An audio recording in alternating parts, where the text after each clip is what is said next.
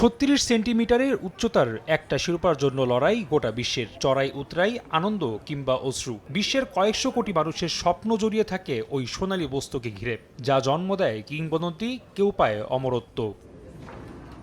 ৬ KG ওজনের শিরোপা এখন বিশ্ব ফুটবলের অবিচ্ছেদ্য প্রতীক, আর যার পেছনে রয়েছে এক ইতালিয়ান শিল্পীর নিখুঁত কাজ, সিলভিও গাজ্জানিগা। ৫২ বছর আগে ফিফার আয়োজিত প্রতিযোগিতায় বিজয়ী হয়ে বিশ্বকে উপহার দিয়েছেন এমন শিল্প। মিলানের স্টুডিওতে তৈরি এই শিরোপাটি কেবল সোনায় মোড়ানো নয়, রয়েছে গভীর চিন্তাবোধ আর বিশ্ব ভ্রাতৃত্বের গল্প। আর সেই গল্প জানিয়েছেন ইতালিয়ান ভাস্কর্যের ছেলে জর্জিও গাজ্জানিগা।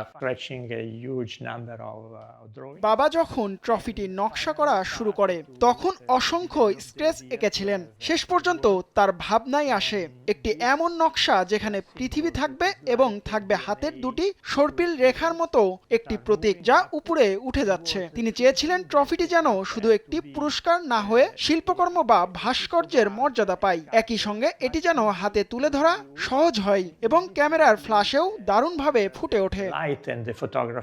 ১৯৭০ সালের তৃতীয়বার বিশ্বকাপ জিতে ব্রাজিল স্থায়ীভাবে জুলে রিমে ট্রফির মালিকানা পায়। এরপরই নতুন ট্রফির নকশার খোঁজে নামে ফিফা। সে সময় ফিফার কোনো রকম অনুমোদন ছাড়াই ট্রফিটির আসল সংস্করণ তৈরি করে ফেলেন গাজ্জানিগা। এরপর বিশেষ বাক্সে পাঠিয়ে দেন জুরিখে। ট্রফিটা যখন বিচারকদের টেবিলে রাখা হয়েছিল তখন প্রথমবারের মতো এটা দেখার সুযোগ পান তারা। ভাস্কর্যের সৌন্দর্য, আকার ও সহজে তুলে ধরার সুবিধা দেখে মুগ্ধ হন তারা। সবচেয়ে গুরুত্বপূর্ণ বিষয়টি উপলব্ধি করতে পেরেছিলেন যে এটা সত্যি একটি প্রতীক, এমন একটা আইকন যার ভেতরে অসংখ্য ছোট ছোট প্রতীকের অর্থ লুকিয়ে আছে। বিশ্বকে ঐক্যবদ্ধ করার ইঙ্গিত রেখেছেন নকশায়। যুদ্ধ, হানাহানি